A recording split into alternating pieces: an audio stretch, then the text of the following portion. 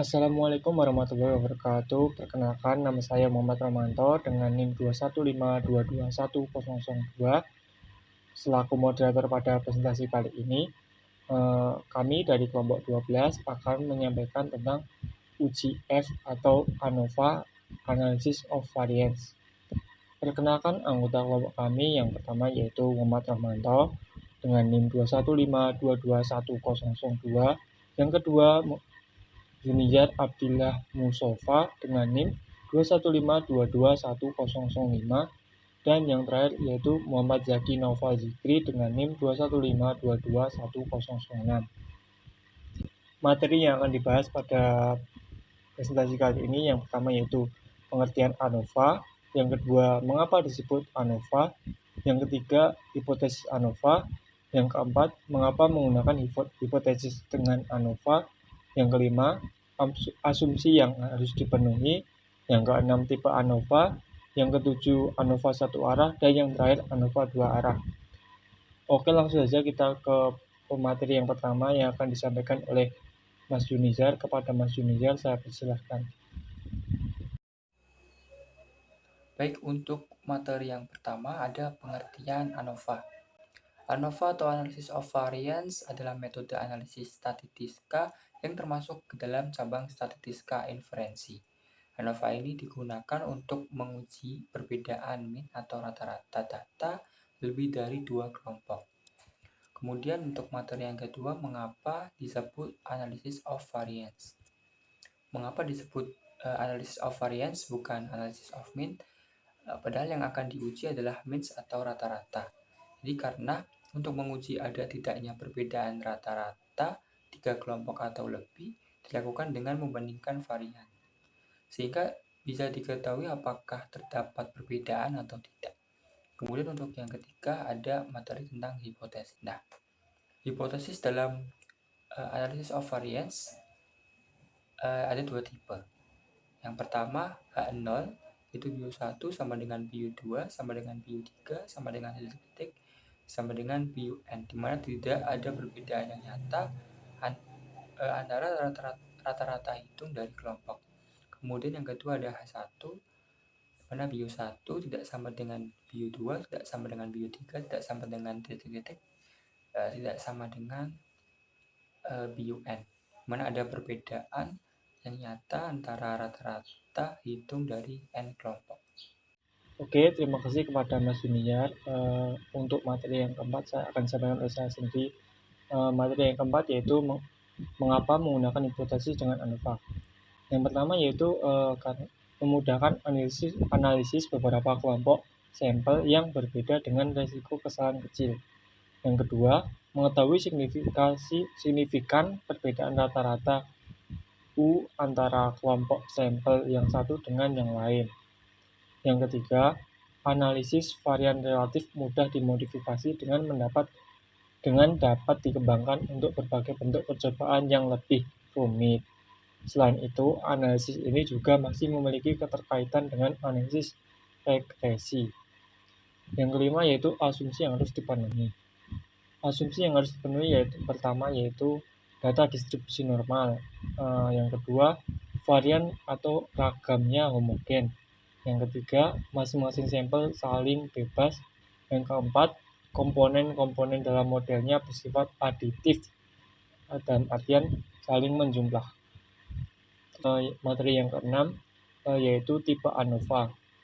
ANOVA dibagi menjadi dua tipe, yaitu ANOVA satu arah, yang artinya ANOVA satu arah artian termasuk faktor tunggal yang menimbulkan efek utama tunggal. Yang kedua, ANOVA dua arah, yaitu dua efek utama dari dua faktor dan satu efek interaksi dua arah antara keduanya. Nah, untuk materi selanjutnya, ANOVA satu arah dan ANOVA dua arah akan disampaikan oleh Mas Noval. Kepada Mas Noval, saya persilahkan. ANOVA satu arah. Sampel dibagi menjadi beberapa kategori dan ulangan. Kategori yaitu kolom, ulangan yaitu baris. Contoh, terdapat 4 metode diet dan 14 orang digunakan sebagai sampel. Kategori yang terdapat dalam contoh Ini adalah metode 1, metode 2, metode 3, dan metode 4. Sedangkan ulangan terdapat dalam metode 1 sebanyak 3 kali, metode 2 sebanyak 4 kali, metode 3 diulang sebanyak 3 kali, dan metode 4 terdapat ulangan sebanyak 4 kali. Terdapat catatan yaitu dalam banyak kasus, untuk mempermudah perhitungan, ulangan untuk setiap kategori dibuat sama banyak agar rata. Next, tabel ANOVA satu arah sebagai berikut. Next lagi, terdapat contoh. Terdapat 4 metode diet. Berikut adalah data 10 orang sampel yang didata rata-rata penurunan berat badan setelah sebulan melakukan diet sebagai berikut. Pertanyaannya, apakah keempat metode diet tersebut memberikan rata-rata penurunan berat badan yang sama? Uji pendapat tersebut dengan taraf nyata 5%. Solusinya, salah satunya itu dengan H0, setiap metode memberikan rata-rata penurunan berat badan yang sama, dan H1, ada suatu metode yang memberikan rata-rata penurunan berat badan yang tidak sama. Selanjutnya, ada contoh kedua tabel ANOVA sebagai berikut. Lalu penyelesaiannya yang dapat kita lihat sebagai berikut. ANOVA dua arah. Terdapat ANOVA dua arah tanpa interaksi dan ANOVA dua arah dengan interaksi. ANOVA dua arah tanpa interaksi yaitu dalam kategori terdapat blok atau sub kelompok kolom kategori 1, baris blok kategori 2, setiap sel berisi satu data. Contoh, terdapat 4 metode diet dan tiap metode dibagi menjadi 3 blok. Blok berupa kelompok umur sebagai berikut. Next, ada tabel ANOVA dua arah tanpa interaksi yang dapat kita lihat sebagai berikut. Next, terdapat contoh. Terdapat 4 metode diet dan 3 golongan usia peserta program diet. Berikut data rata-rata penurunan berat peserta keempat metode dalam 3 kelompok umur sebagai berikut. Ujilah pendapat yang menyatakan bahwa keempat metode diet dalam ketiga kelompok umur memberikan rata-rata penurunan berat badan yang sama. Buktikan jawaban saudara dengan pengujian varians dengan tingkat nyata sama dengan 1%. Solusinya, salah satunya dengan H0. Setiap metode pada setiap kelompok umur memberikan rata-rata penurunan berat badan yang sama, atau H1 ada suatu metode pada suatu kelompok umur yang memberikan rata-rata penurunan berat badan yang tidak sama. Lalu yang kedua, selesaikan tabel ANOVA sebagai berikut ini.